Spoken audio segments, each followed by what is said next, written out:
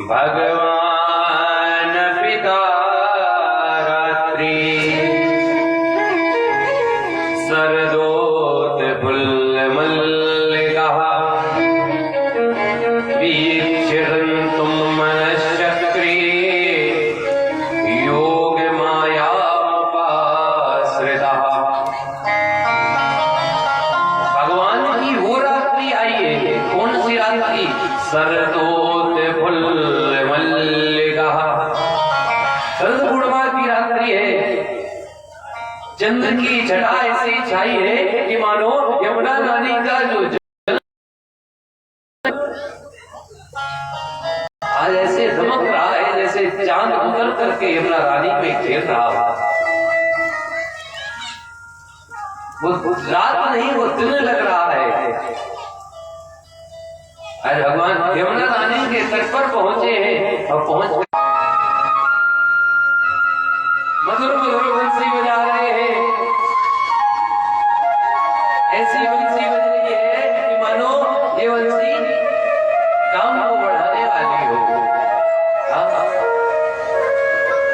बंसी की धुन जैसे ही वृंदावन की गोपियों के करोड़ों पर पड़ी है तो बंसी की धुन सुनकर के वो पागल हो गई। भागवत जी में तो वर्णन है कि जिस गोपी के कानों में बंसी की धुन पड़ी थी तो जो गोपी जो कार्य कर रही थी वो कार्य छोड़ देती। वर्णन से आगे आपकी कोई गोपी गाय का दोहन कर रही थी तो दोहन का कार्य छोड़ देती है। कोई गोपी तो अगर अपने स्वामी की सेवा कर रही थी तो सेवा का कार्य छोड़ दिया। कोई गोपी भोजन बना रही थी तो भोजन का कार्य छोड़ दिया। ऐसे हमारे मुरली मनोहर की बंसी बज रही है। वर्णन किया जाता है कि कोई गोपी की श्रृंगार कर रही थी तो श्रृंगार को उल्टा कर लेती है। आंखों की जो कालिक है वो अधरों पर लगा लेती है और अधरों की जो लालिमा है वो आंखों में लगा लेती है। कान की जो बाली है वो नाक में पहन लेती है। हाथों की चूड़ियां पैरों में पहने हैं और पैरों की पाजेब हाथों में पहने हैं। इतनी पागल हो गई है, भागती जा रही। क्यों? मेरे श्याम सुंदर ने बुलाया है। देखिए, ये महाराज की कथा को सुनने से पहले हमको गोपी बनना होगा, तभी महाराज की कथा समझ में आएगी। उससे पहले ये महाराज की कथा समझ नहीं आएगी। जब तक हम मानव बने रहेंगे, मनुष्य बने रहेंगे, तब तक नहीं समझ में आएगी। तब तक आएगी जब हम गोपी बनेंगे। हम नर और नारी बने रहेंगे तब तक नहीं समझ में आएगी। समझ में कब आएगी? जब हम गोपी बनेंगे। गोपी है कौन? गोपी कोई नारी नहीं है। जिसने अपनी इंद्रियों का पान कर लिया हो, वो मतलब इंद्रियां भी मतलब पान करने वाला। जिसने अपने इंद्रियों का पान कर लिया हो, इंद्रियों को विषय भोग से दूर कर दिया हो, वही गोपी है।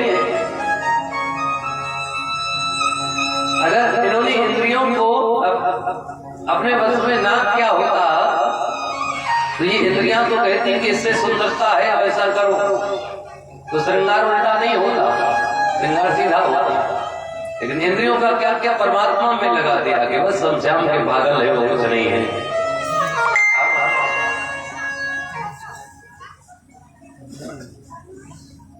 कोई पागल धन दौलत का, कोई पागल है नारी का।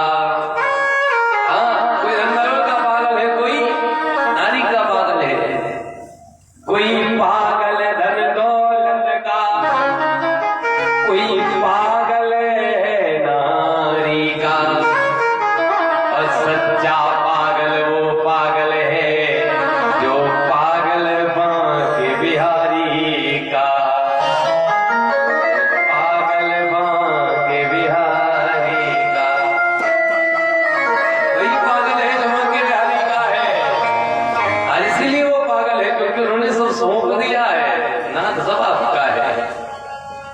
वो गोपी है।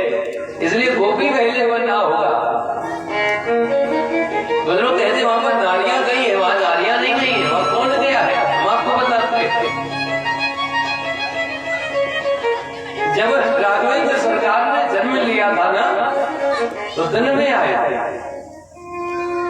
मास दिवस कर दिवस भा मरम न जाने कोय, रथ समेत रवि था के हो निशा कवन विद होए।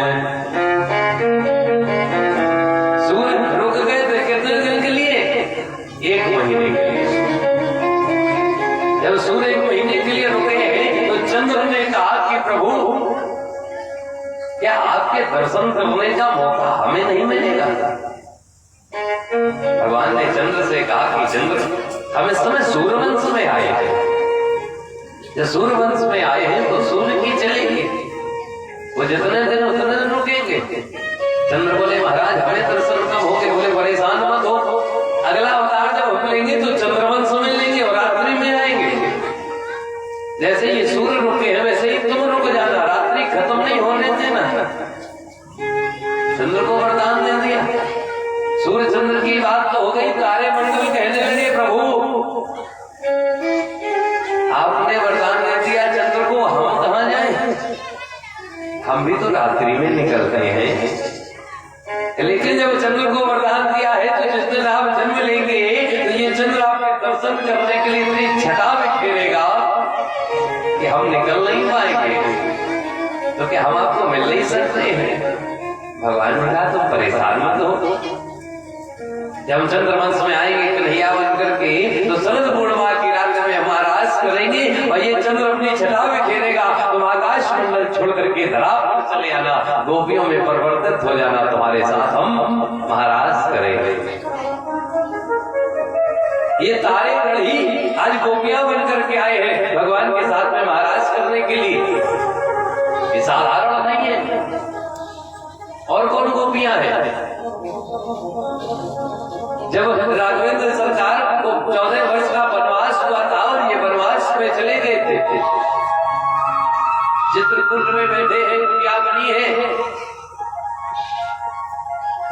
तो कुछ संतों ने देखा कि देखो ये कितने बढ़िया है, ये पूजा करते हैं, इनके साथ में एक नारी है वो खाना बनाती है, पूजा का सामान लगाती है। एक संत कहने लगे अगर अपने कुटिया में भी कोई नारी होती तो बढ़िया रहता, हाँ खुद रोटी नहीं बनानी पड़ती। तो एक संत बोले एक काम करो इन्हीं के पास में चलो। बोले इनके पास चल के क्या करें? बोले इनके पास चलो ना, और इनके पैर में जादू है, अगर किसी पाषाण में पैर का स्पर्श कर देते हैं तो वो नारी बन जाती है। इन्हीं के पास में चलो। तो जितने संत हैं एक एक पथरिया ले लियो, पहुंचे राम जी अपना पैर इसमें छुआ दो। बोले क्यों? बोले छुआ दोगे नारी बन जाएगी, हमारी कुटिया में नारी होगी, वो भोजन बनाएगी, पूजा का सामान लगाएगी, हम पूजा करेंगे। राम जी ने सोचा अगर हमने ऐसा कर दिया तो ये सब के सब योग छोड़ करके भोग में लग जाएंगे, जिससे कि इनका कल्याण नहीं है। राम जी ने कहा एक काम करो अपनी अपनी पथरिया ले जाओ और ले जाकर के सब पथरिया को घिसो, और घिस करके जितनी साफ सुथरी जिसकी पथरिया आएगी वैसी बटुइया से बहू ले जाओ। और आज सारे संत अपनी अपनी पथरिया ले गए और समुद्र के किनारे घिसने लगे, जहाँ साफ सुथरी कर ले। धीरे धीरे समय आगे बढ़ा, सूर्पनखा की नाक काटी गई, रावण सीता को हरण करके ले गया, राम जी वन वन भटकने लगे। हाँ रो रहे हैं, ढूंढ रहे हैं चारों तरफ। एक है कि मृग मधु कैसे, एक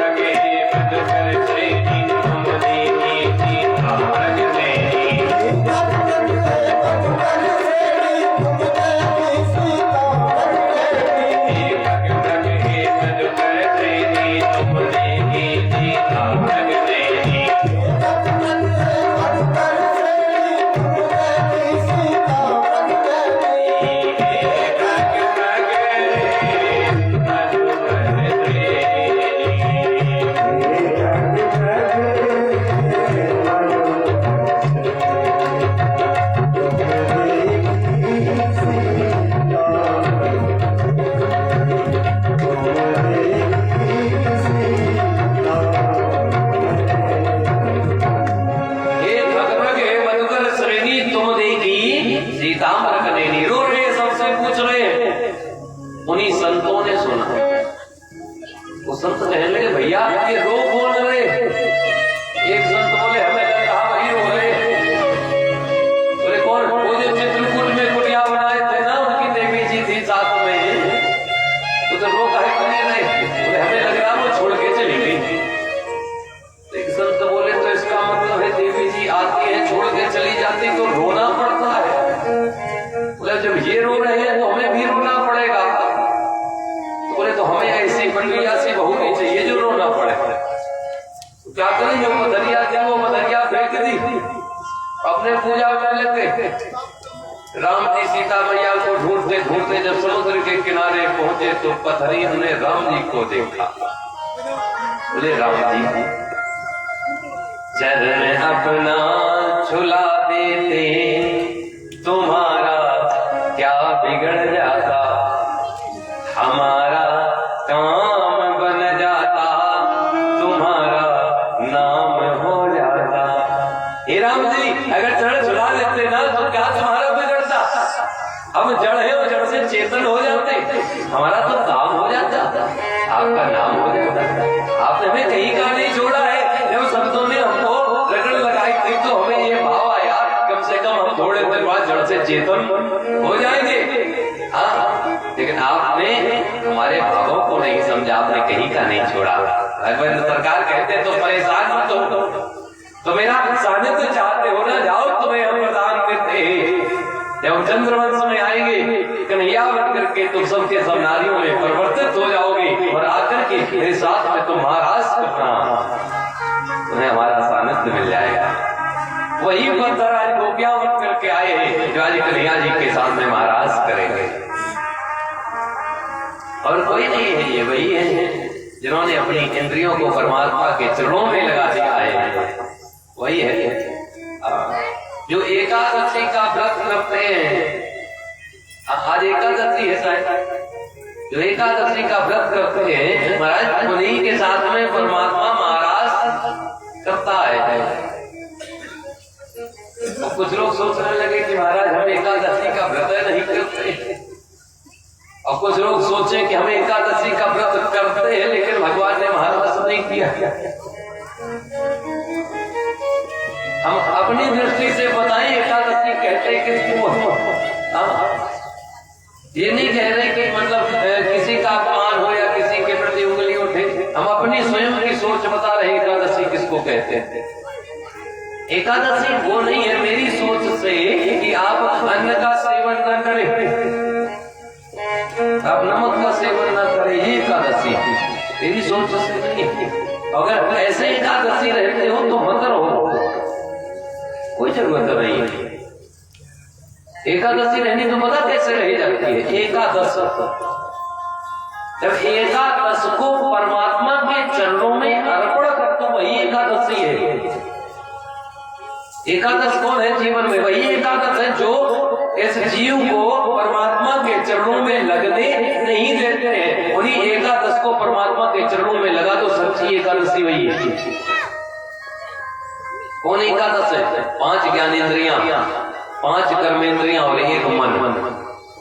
यही वो 11 है।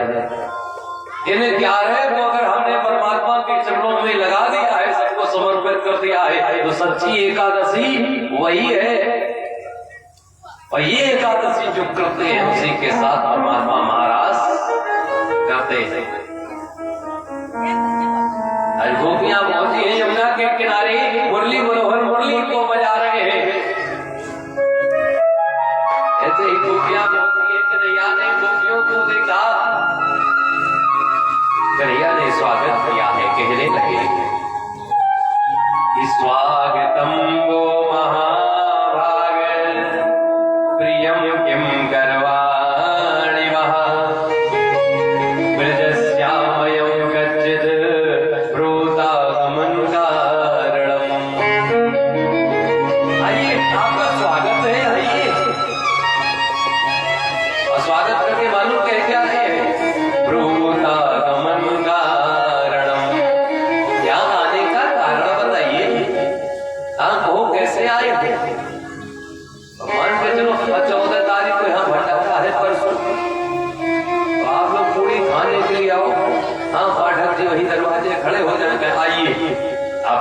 स्वागत है, कैसे आई, कुछ काम है? तो आप लोग कहोगे अब आपने न्योता दिया है कि भाई पूरी यहाँ खाओ चल, और यहाँ बोला कि कह रहे भाई ये स्वागत है, कुछ काम से आए होगा। आपको आपने बुलाए हो, कुछ और रहे। कन्हैया जी भी कह रहे आइए आपका स्वागत है, कारण बताओ आने का, क्यों आए हो? गोपियां कह रही श्याम सुंदर, तुमने कहा था कि हम शरद पूर्णिमा की रात में तुम्हारे साथ महाराज करेंगे, तुमने मुरली बजाई, हम आए और कारण पूछ रहे। भगवान कहने लगे तो इसका मतलब तो क्या तुम मर्यादा का हनन कर दोगी? अगर हम तुम्हें बुला रहे हैं तो तुम क्या मर्यादा को छोड़ दोगी? कैसी मर्यादा? नारी को कभी भी अर्धरात्रि में घर से बाहर अकेले नहीं निकलना चाहिए। ये विवाह का पहला वचन है कि अर्धरात्रि में, बीच दोपहर में और किसी सुनसान वन में नारी को अकेले नहीं जाना चाहिए। और तुम रात्रि में चली आई, कोई अगर तुम्हें बुला रहा है तो क्या मर्यादा नहीं देखोगी? रजन ने सा घोर रूपा घोर सतन सेविता परियास ब्रजमुनि हम स्थेयम स्त्री वो सुमधमा। मत रात्रि में, घोर रात्रि है, तुम चली आई, तुम्हें लज्जा नहीं आ रही है? अगर तुम्हारे स्वामी कुरूप भी है तो स्वामी का अपमान करके तुम यहाँ पर आई हो, लौट जाओ यहां से। मानो भगवान की परीक्षा लेना चाहते हैं कि क्या इनके साथ हम महाराज करेंगे। सोचने लगी हम कहां जाए, हमने गलत किया या सही किया, निर्णय नहीं ले पा रहे। श्याम सुंदर कह रहे लौट जाओ, मन कह रहा लौट कर नहीं जाएंगे, नहीं रहेंगे। बेचारी रोने लगी। मुखान सुच स्वसेन स्वस्वद देते श्वास लेने लगी, अश्रुधारा बहने लगी है। बिंबाराणी फले भुवन लिखन जय। चेहरा मलिन पड़ चुका है, अपने पैर के अंगूठे से जमीन को कुरेदने लगी। हाँ, ये नारी का स्वभाव होता है, जब इनको कोई उत्तर ना मिले हो, कोई जवाब ना दे पा रहे हो, इनका ये स्वभाव होता है कि अपने पैर के अंगूठे से जमीन को रगड़ने लगेंगे। हाँ, ये स्वभाव होता है। इधर स्वभाव नहीं है, वहां भी स्वभाव दिया गया है। जब जानकी मैया से राम जी ने कहा था मैं तुम्हें साथ तो नहीं ले चलूं, साथ नहीं चलो यही रहो, तो वहां पर जानकी मैया ने भी यही किया था। मानस में लिखा गया कि अपने चरणों से जमीन को पूरी तरह, जब जब उत्तर नहीं दे मिलता है तो यही कार्य करती है, वही गोपियां कर रही थी। श्याम सुंदर कहे लौट जाओ, और भाई साहब महाराज नहीं करेंगे, लौट जाओ। गोपियां कहने लगी कन्हैया हम तुमसे एक बात पूछे, हमें उस बात का उत्तर दे देना। अगर हम गलत होंगे तो हम लौट जाएंगे, सही होंगे तो मेरे साथ में महाराज करना पड़ेगा। कन्हैया कहते हाँ पूछो, क्या पूछना है? गोपियां कहती हैं एक पत्नी है जो अपने पति से बहुत प्रेम करती है, इतना प्रेम करती है कि जब तक पति भोजन नहीं कर लेता है तो स्वयं भोजन नहीं करती। पहले स्वामी जी को भोजन कराती है, स्वयं भोजन करती है। एक दिन ये स्वामी जी कुछ दिन के लिए बाहर जा रहे थे। देवी जी आकर कहती है कि स्वामी जी आप जा रहे हो, जब तक आपको भोजन नहीं करा देते तब तक हम भोजन करते नहीं, तब हम भोजन कैसे करेंगे?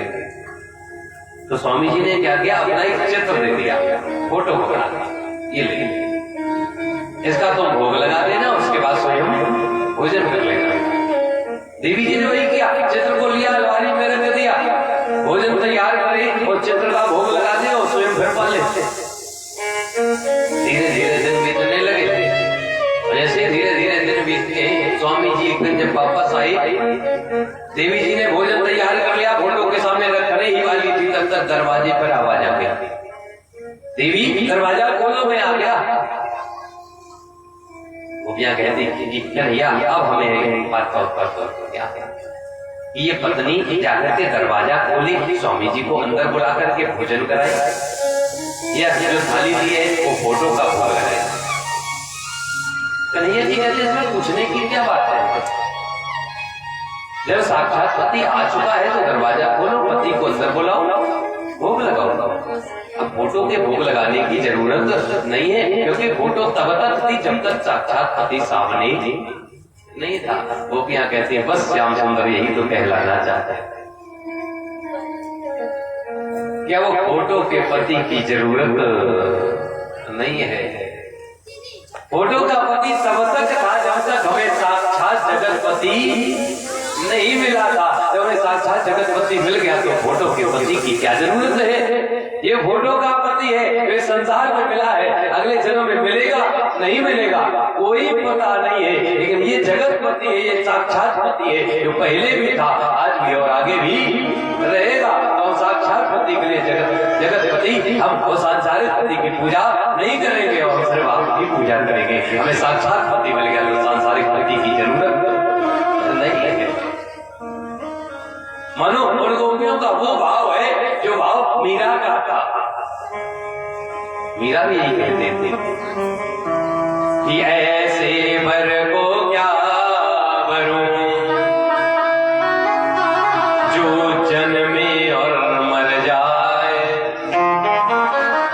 पर वरिए घनश्याम को जैसे जुड़ लो अमर हुई जाए।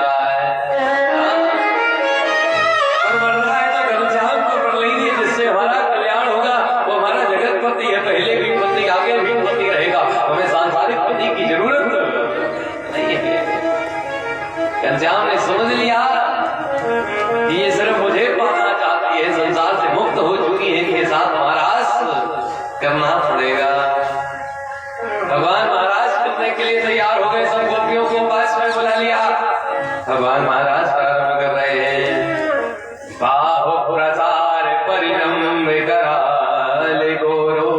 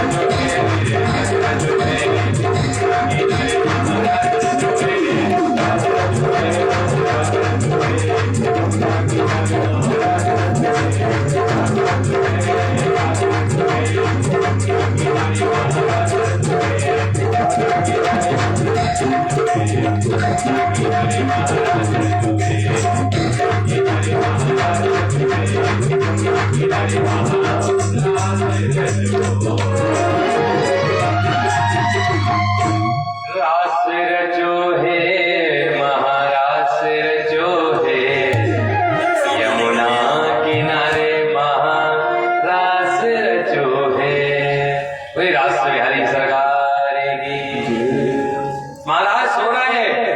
भगवान गोपियों के साथ में गलवैया डाल करके नाच रहे हैं।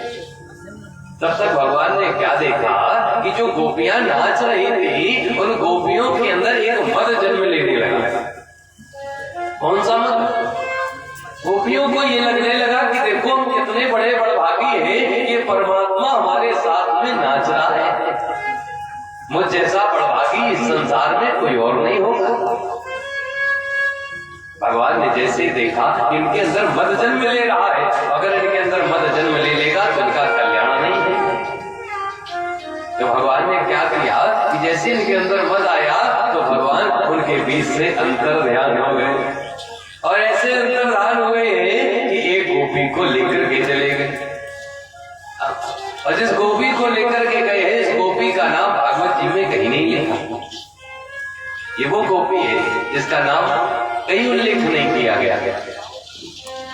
ये कौन है? ये राधा रानी।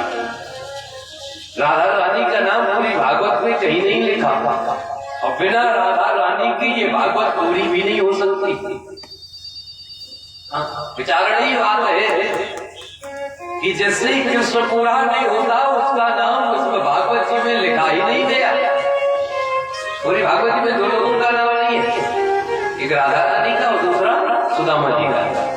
जब कल कथा सुनेंगे, इनका नाम भागवत जी में नहीं लिखा गया। कुछ संत अपना अपना भाव लगाते हैं कि क्यों नहीं लिखा गया। हम अपनी सोच से बताएं क्यों नहीं लिखा।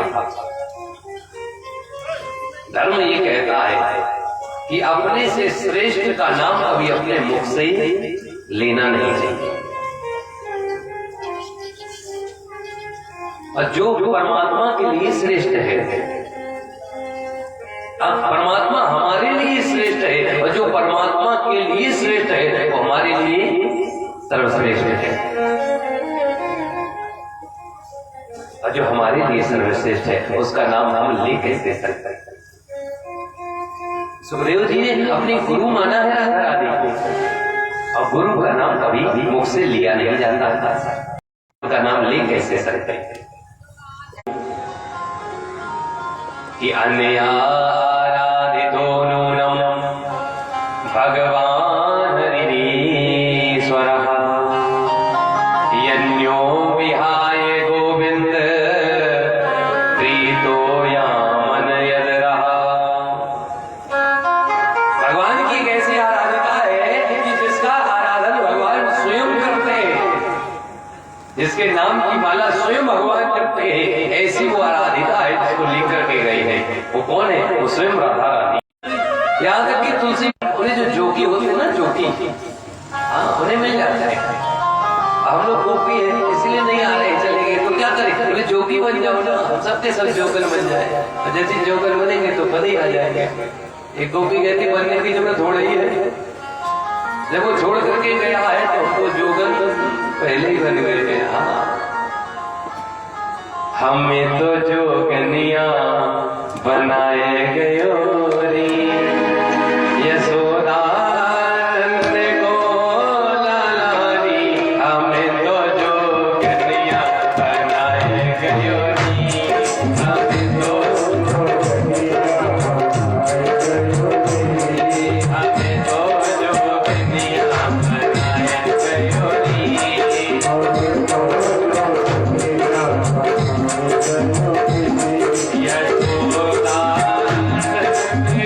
Oh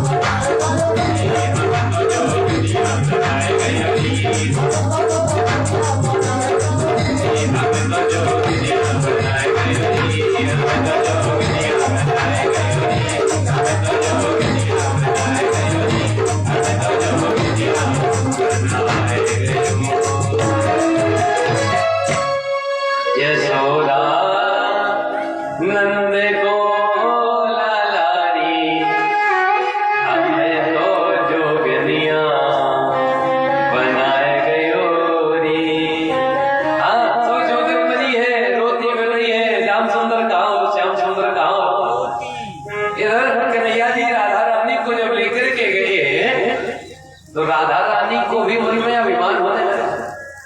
राधा रानी विचार करने लगी कि देखो ये श्याम मुझे कितना चाहते हैं। हाँ, सारी गोपियों को छोड़ करके चले आए, लेकिन मुझे साथ में लेकर के आए।